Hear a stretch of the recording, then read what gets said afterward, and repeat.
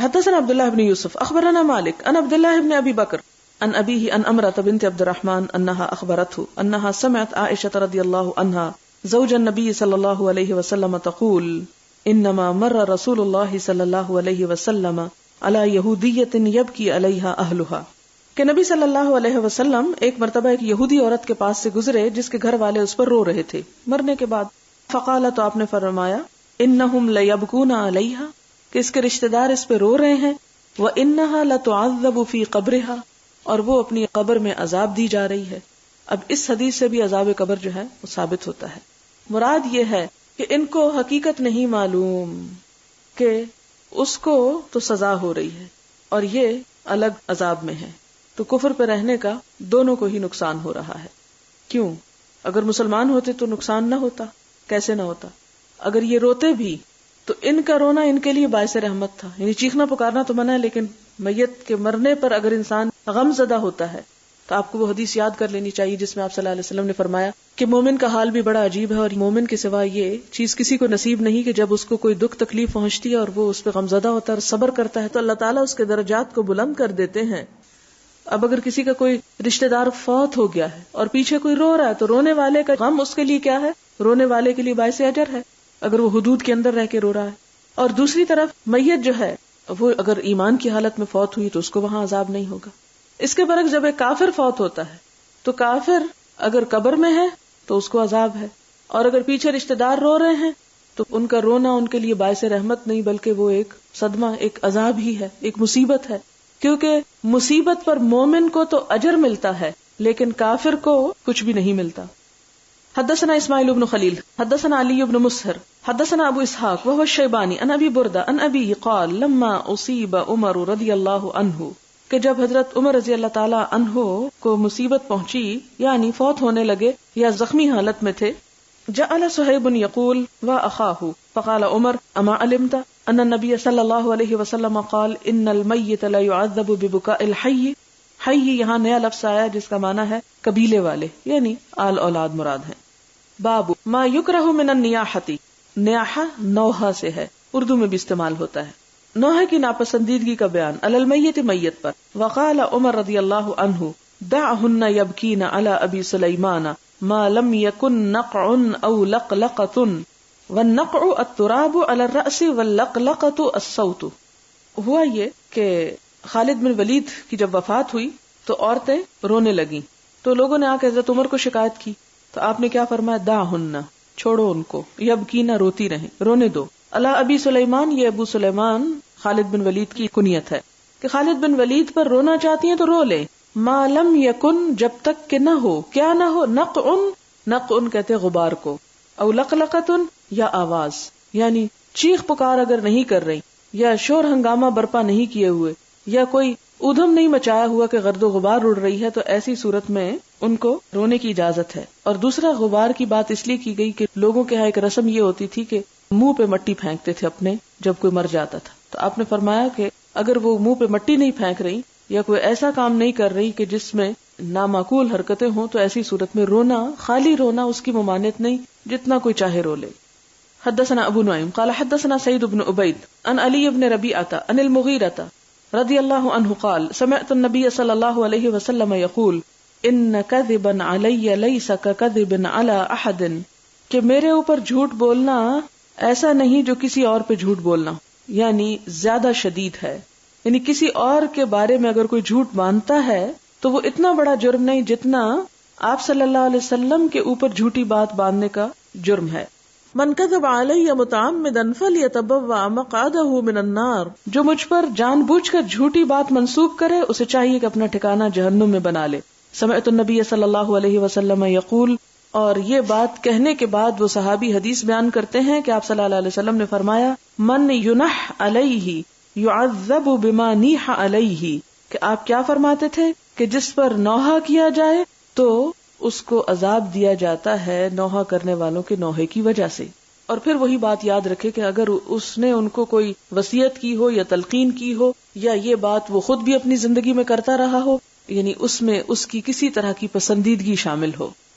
حدثنا عبدان قال اخبرنی ابی عن شعبة عن قتادة عن سعيد بن المسيب عن ابن عمر عن أبيه رضي الله عنهما عن النبي صلى الله عليه وسلم قال الميت يعذب في قبره بما نيح عليه. تابعه عبد الأعلى. حدثنا يزيد بن زريع قال حدثنا سعيد حدثنا قتادة وقال آدم عن شعبة الميت يعذب ببكائه الحي عليه. باب. حدثنا علي بن عبد الله حدثنا سفيان حدثنا ابن المنكدر قال سمعت جابر بن عبد الله رضی اللہ عنہما قال جیء بأبی یوم احد، کہ لایا گیا میرا باپ احد کے دن، قد مثل به، جن کا مسلح کیا جا چکا تھا. مسلح کیا ہوتا ہے؟ ناک، کان، زبان وغیرہ کاٹ دینا. حتی وضع بین یدی رسول اللہ صلی اللہ علیہ وسلم، تو میرے باپ کو حضور صلی اللہ علیہ وسلم کے سامنے لا رکھا گیا. وقد سجی ثوبا، تو ان کو کپڑے میں لپیٹ دیا گیا تھا. فذهبت اريد ان اکشف عنه، تو میں گیا کہ میں ان سے کپڑا ہٹاؤں ان کے منہ سے. فنہانی قومی، تو میری قوم نے مجھے روکا کہ مت ہٹاؤ. کیوں روک رہے تھے؟ کیونکہ ان کے ناک جو کٹا ہوا تھا، کان وغیرہ. ثم ذهبت اکشف عنه فنہانی قومی، میں پھر ان سے کپڑا ہٹانے لگا تو میری قوم نے مجھے روکا. فامر رسول اللہ صلی اللہ علیہ وسلم، تو حضور صلی اللہ علیہ وسلم نے حکم دیا. فرفع، تو لاش اٹھا لی گئی. فسمع صوت صائحۃ، آپ نے ایک چیخنے والی عورت یعنی بین کرنے والی عورت کی آواز سنی. فقال من هذه، آپ نے پوچھا کون ہے یہ؟ فقالوا، تو لوگوں نے کہا ابنت عمرو، عمرو کی بیٹی ہے. او اخت عمرو، یا کہا گیا کہ عمرو کی بہن ہے. قال فلم تبکی، آپ نے پوچھا کیوں رو رہی ہے؟ او لا تبکی، یا فرمایا کہ نہ رو. فما زالت الملائکۃ تظلہ باجنحتها حتى رفع، کہ فرشتے اپنے پروں سے اس پر سایہ کیے رہے جب تک کہ اس کا جنازہ اٹھا نہ لیا گیا. یعنی وہ تو شہید ہے، اور شہید کی وفات پر تمہیں غم نہیں ہونا چاہیے اور اس طرح کا رونا نہیں چاہیے. اصل چیز جس سے روکا گیا یہاں پر وہ رونا نہیں تھا، آنسوؤں کا رونا، نوحہ تھا. کیونکہ کیا سنا گیا تھا؟ صائحہ، یعنی آواز کے ساتھ بھی رونا منع ہے. ہائے اور اس طرح کی چیخ پکار، خواہ انسان منہ سے کوئی لفظ نہ بول رہا ہو، اور بول بول کے رونا بھی منع ہے. یعنی رونا خاموشی کے ساتھ ہونا چاہیے. باب لیس منا من شق الجیوب، آپ صلی اللہ علیہ وسلم کا فرمانا کہ اس کا ہم سے کوئی تعلق نہیں جو گریبان شق کرے، پھاڑے، یعنی اس نے ہمارا نہیں کافروں کا طریقہ اختیار کیا. حدثنا ابو نعیم حدثنا سفیان حدثنا زبید الیامی عن ابراہیم عن مسروق عن عبد اللہ رضی اللہ عنہ قال قال النبی صلی اللہ علیہ وسلم، آپ صلی اللہ علیہ وسلم نے فرمایا لیس منا من لطم الخدود وشق الجیوب ودعا بدعوى الجاہلیہ، اس کا ہم سے کوئی تعلق نہیں جس نے کیا کیا؟ لطم الخدود، تھپڑ مارے اپنے گالوں پہ، منہ پیٹا. وشق الجیوب، اور گریبان، جیب کہتے ہیں نا گریبان، گریبان پھاڑا. ودعا، اور پکارا، بدعوى الجاہلیت، جاہلیت کی پکار، یعنی جاہلیت کے سے بین بول کر رویا، یعنی اس کا ہم سے تعلق نہیں، یعنی وہ امت مسلمہ کے طریقے پر نہیں، ملت رسول صلی اللہ علیہ وسلم پر نہیں، سنت رسول صلی اللہ علیہ وسلم کی خلاف ورزی کر رہا ہے.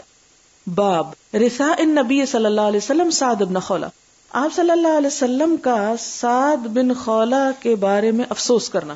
یہاں پر رثاء کا لفظ ہے، رثاء مرثیہ سے ہے، کسی کی موت پر افسوس کا اظہار. یہ نظم میں بھی ہوتا ہے اور نثر میں بھی ہوتا ہے. مرثیہ کا لازمی طور پر یہ مطلب نہیں کہ شعر ہی کہے جائیں. رثاء کا اصل مطلب کیا ہے؟ افسوس کرنا، غم کا اظہار کرنا.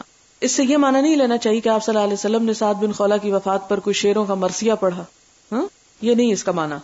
حدثنا عبداللہ بن یوسف اخبرنا مالک عن ابن شہاب عن عامر بن سعد بن ابی وقاص عن ابیہ رضی اللہ عنہ قال کان رسول اللہ صلی اللہ علیہ وسلم، کہ نبی صلی اللہ علیہ وسلم یعودنی، عیادت کر رہے تھے میری، عام حجۃ الوداع، حجۃ الوداع کے سال، من وجع، درد کی وجہ سے، بیماری کی وجہ سے، اشتد بی، جو مجھ پہ شدید ہو گئی. فقلت، تو میں نے کہا، انی قد بلغ بی من الوجع، کہ مجھے بہت تکلیف پہنچ چکی ہے، وَأَنَا ذُو مَالٍ، اور میں صاحب حیثیت انسان ہوں، میں مالدار انسان ہوں. وَلَا يَرِثُنِي إِلَّا ابْنَةٌ، اور نہیں وارث میری مگر ایک بیٹی. اب یہاں نا ترجمے میں اچانک میری کل نظر پڑ گئی اور اس میں لکھا ہوا تھا میری ماں سخت بیمار ہو گئی، حالانکہ اس میں ماں کی کوئی بات ہی نہیں ہے. معلوم نہیں یہ کہاں سے جملہ آ گیا ہے. اس لیے میں اس پہ یہ سوچ رہی تھی کہ اگر لوگ صرف ترجمے پڑھنے والے ہوں تو بات معلوم نہیں کیا سے کیا سمجھتے ہوں، اور خصوصاً پاکستانی ترجمے اور پاکستانی پرنٹنگ، اس میں تو امانت کا کوئی معیار ہے ہی کوئی نہیں. میں نے اس لیے یہ دوبارہ بات ریئلائز آپ کو کرائی کہ کہیں آپ کچھ اور ہی بات نہ بنا دیں ترجمہ پڑھ کے. یہاں پر سمپلی بات یہ ہے کہ سعد بن ابی وقاص جو ہیں حجۃ الوداع کے سال بیمار ہو گئے اور بڑے شدید بیمار ہو گئے. تو حضور صلی اللہ علیہ وسلم ان کی عیادت کرنے کو آیا کرتے تھے، کیونکہ قریبی صحابہ میں سے تھے، آپ کے دوستوں میں سے تھے. تو کہنے لگے کہ انا ذو مال، میں صاحب مال ہوں. ولا یرثنی الا ابنۃ، اور میری صرف ایک ہی بیٹی ہے یعنی میری وارث. اف اتصدق بثلثی مالی، کیا میں اپنا 2/3 مال صدقہ کر سکتا ہوں؟ قال لا، آپ نے فرمایا نہیں. فقلت بالشطر، میں نے پوچھا کہ آدھا؟ فقال لا، آپ نے فرمایا نہیں. ثم قال الثلث، پھر فرمایا کہ تیسرا حصہ. والثلث کبیر او کثیر، اور تیسرا بھی بہت زیادہ یا بہت بڑا ہے. تو اس سے کیا پتہ چلتا ہے کہ آپ صلی اللہ علیہ وسلم نے 2/3، یعنی آپ یوں سمجھے کہ جیسے کسی کے پاس 9 روپے تھے، تو پہلی دفعہ اس نے پوچھا کہ کیا میں اپنے 6 روپے اللہ کی راہ میں دے سکتا ہوں؟ تو آپ نے فرمایا نہیں. تو دوسرے مرتبہ انہوں نے پوچھا کہ کیا آدھا، اور وہ 4.5 مثلا، تو آپ نے فرمایا نہیں. پھر اس نے پوچھا اگر 3 روپے دے دوں جو 1/3 ہے، تو آپ نے فرمایا کہ تیسرا، اور تیسرا بھی بہت زیادہ ہے. یعنی کسی شخص کے اگر وارثوں میں صرف ایک بیٹی ہے تو اسے یہ سوچ کے کہ چلو صرف ایک بیٹی ہی تو ہے، باقی سارا میں وصیت لکھ جاتا ہوں کہ اللہ کی راہ میں دے دیا جائے یا غریبوں فقیروں کو دے دیا جائے، تو ایسا کرنے سے آپ نے منع کیا. کیوں؟ آگے اس کی وجہ آتی ہے. انک ان تذر ورثتک اغنیاء، اگر تم چھوڑ جاؤ اپنے وارثوں کو غنی یعنی امیر، خیر، بہتر ہے، اچھا ہے، من ان، اس سے کہ تذرہم، تم چھوڑ دو ان کو، عالتن، فقیر، یتکففون الناس، کف کہتے ہیں ہتھیلی کو، لوگوں کے آگے ہتھیلی یعنی ہاتھ پھیلاتے پھرے، یعنی لوگوں کے محتاج ہو کے رہیں. تو اس سے بہتر ہے کہ اپنی اولاد کے لیے کچھ مال چھوڑ جاؤ. اس سے آپ کیا اندازہ لگاتے ہیں؟ اگر آپ سے کوئی مسئلہ پوچھے تو میرا خیال ہے آپ تو کہ نہیں، بہتر ہے کہ تم سارا ہی دے جاؤ، زیادہ ثواب ملے گا تم کو. اور آپ صلی اللہ علیہ وسلم نے کیا فرمایا کہ بیٹی کو محروم نہیں کیا. ہمارے یہاں عموماً کیا ہوتا ہے، اچھا بیٹے تو ہے نہیں، اولاد تو ہے نہیں، لہذا اگر صرف بیٹی ہے تو کیا کرنا بیٹی کو دے کے. اس میں پھر اب یہ ہے کہ کیا کوئی بھی صورت نہیں کہ اگر ایک انسان اپنی زندگی میں کچھ کرنا چاہتا ہے. یہاں پر وصیت کی بات ہے. دراصل وہ فوت ہونے کے قریب تھے یا اپنے آپ کو قریب سمجھ رہے تھے کہ میں مر جاؤں گا تو میرے مال کا کیا بنے گا، بہتر ہے کہ میں وصیت کر جاؤں کہ آدھا مال یا 2/3 مال جو ہے وہ اللہ کے راستے میں دے دیا جائے. تو آپ نے ان کو اس سے روکا. فرمایا کہ اگر بیٹی بھی ہے تو بیٹی کو مال دے دو، زیادہ بہتر ہے کہ وہ تمہارے مرنے کے بعد لوگوں کے آگے ہاتھ پھیلائے اور اپنی ضروریات دوسروں سے جا کے مانگے. تو بہتر ہے کہ اس کے والدین اس کے لیے بندوبست کریں. لیکن اگر ایک انسان سمجھتا کہ بیٹی اپنے گھر میں مالدار ہے، ضرورت مند نہیں ہے، تو اس صورت میں اپنی زندگی میں اپنے ہاتھ سے اپنے مال کے ساتھ انسان جو چاہے کر سکتا ہے، اس کو اجازت ہے. لیکن یہ وصیت نہیں کر سکتا کہ میرے مرنے کے بعد بیٹی ہے چونکہ لہذا بیٹی کو نہ دیا جائے اور فلاں فلاں کو دے دیا جائے. نہیں، ایسا نہیں کرنا چاہیے. ایک اور بات یہاں یہ پتہ چلتی ہے کہ اسلام نے مالدار ہونے سے منع نہیں کیا، ورنہ تو یہی کہا جاتا کہ جی یہ تو تم بہت بڑا اپنے لیے پیچھے ایک بوجھ چھوڑ کے جاؤ گے، بہتر ہے کہ تم اس کو آگے ہی بھیج دو. نہیں، مالدار ہونا، حلال طریقے سے ہونا، جائز حدود کے اندر ہونا، اور پھر اس کے ساتھ یہ کہ اس مال کو صحیح راستے میں خرچ کرنا، یہ سب انسان کے لیے نعمت اور فضل کی علامت ہے.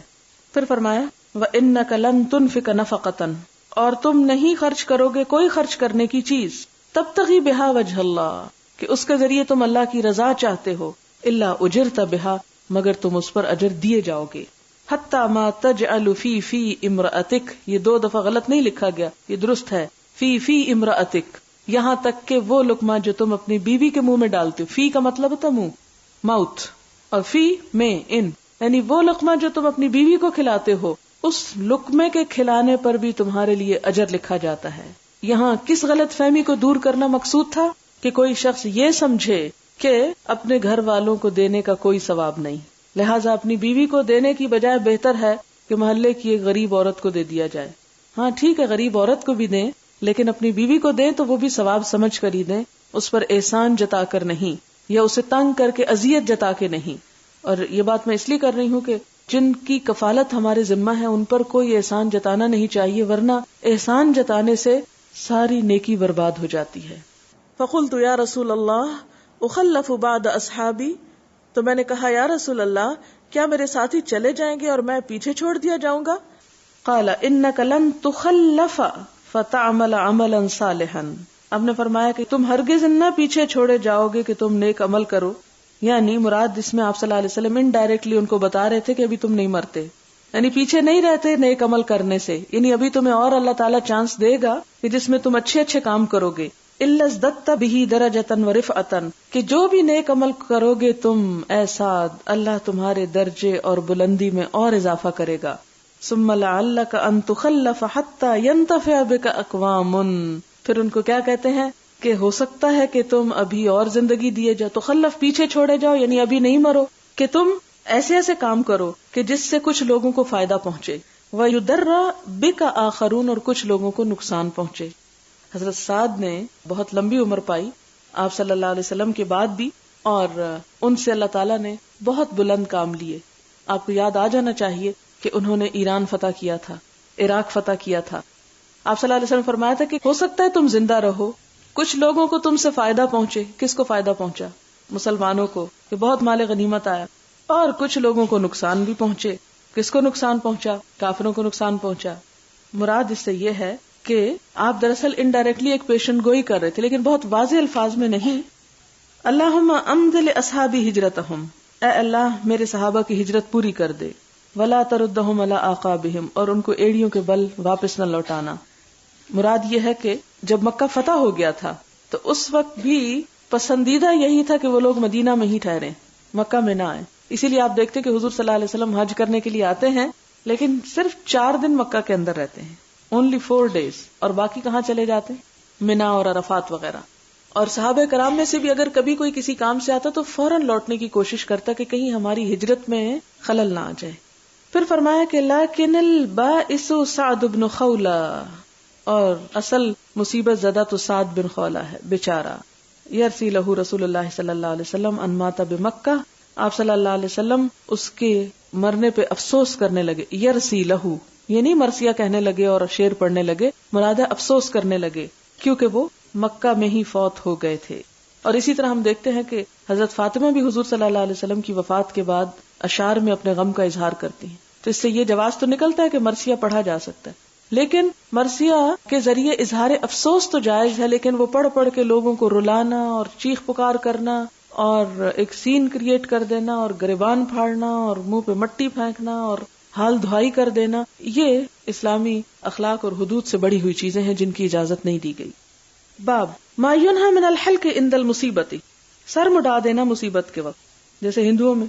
وقال الحکم بن موسیٰ حدثنا یحیی بن ابی حمزہ عن عبد الرحمن بن جابر ان القاسم بن مخیمرہ حدثه قال حدثني ابو بردہ ابن موسیٰ رضی اللہ عنہ قال وجع ابو موسیٰ وجعا فغشی علیہ ورأسه في حجر امرأة من اہلہ. ابو بردہ بن ابی موسیٰ نے کہا کہ ابو موسیٰ بیمار ہو گئے. ابو موسیٰ اشعری مراد ہیں. فغشی علیہ، ان کو غش آ گیا، بے ہوش ہو گئے. ورأسه، اور ان کا سر فی حجر امرأة من اہلہ، ان کے گھر والوں میں سے کسی عورت کے گود میں تھا. فلم یستطع ان یرد علیہا شیئا، اور وہ ابو موسیٰ جو تھے وہ کسی بات کا جواب نہ دے سکے، یعنی بے ہوشی زیادہ ہو گئی. فلما افاق، لیکن تھوڑی دیر میں جب افاقہ ہوا، قال انا بریء ممن بریء منہ رسول اللہ صلی اللہ علیہ وسلم، کہتے ہیں کہ میں بری ہوں اس شخص سے جس سے آپ صلی اللہ علیہ وسلم بری ہیں. یہ بات انہوں نے کیوں کہی تھی؟ کیونکہ اس عورت نے چیخ ماری تھی. تو جس عورت نے ان کے بے ہوش ہونے پہ یہ سمجھ کے چیخ ماری کہ وہ فوت ہو گئے ہیں، اور ان کو شاید بے ہوشی میں کچھ تھوڑا ہوش آ گیا ہوگا، تو انہوں نے کیا کہا کہ میں اس چیخ سے بری ذمہ ہوں، کیونکہ نبی صلی اللہ علیہ وسلم اس سے بری ذمہ تھے. ان رسول اللہ صلی اللہ علیہ وسلم، پھر انہوں نے فرمایا، اور اس سے آپ دیکھیں کہ عین حالت نزع میں بھی احادیث بیان ہو رہی ہیں، اور یہ کون کر سکتا ہے؟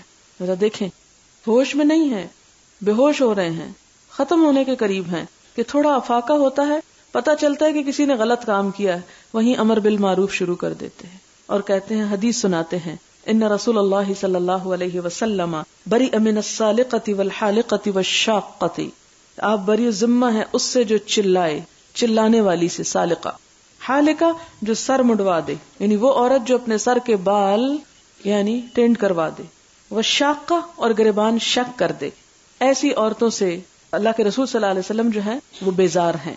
رونا جائز ہے، گریبان پھاڑنا جائز نہیں، سر پہ اور منہ پہ مٹی پھینکنا جائز نہیں، چیخ پکار کرنا جائز نہیں، اور دوسروں کو رلانا جائز نہیں، جس طرح ہمارے ہاں بین کر کے گلے لگ کے ہاں فلاں، تو دوسرے بھی رونے لگتے ہیں. یاد نہیں کروا کے رلانا چاہیے. اور یہاں چوتھی بات کیا پتہ چلی کہ عورت کو سر نہیں منڈوانا چاہیے غم کی وجہ سے، خوشی کی وجہ سے بھی نہیں منڈوانا چاہیے، کیونکہ عورت کے لیے بال جو ہے اس کی زینت ہے. اور وہ حدیث آپ نے پڑھ رکھی ہوگی کہ مہد سے لحد تک علم حاصل کرو. صحابہ کرام نے اس سنت کو پورا کیا کہ ابتدا سے لے کے آخری سانسوں میں بھی آپ صلی اللہ علیہ وسلم کی تعلیمات کو عام کر رہے ہیں. باب ليس منا من ضرب الحدود. حدثنا محمد بن بشار حدثنا عبد الرحمن حدثنا سفيان عن الأعمش عن عبد الله بن مرة عن مسروق عن عبد الله رضي الله عنه عن النبي صلى الله عليه وسلم قال ليس منا من ضرب الحدود وشق الجيوب ودعا بدعوى الجاهلية. باب ما ينهى من الويل ودعوى الجاهلية عند المصيبة.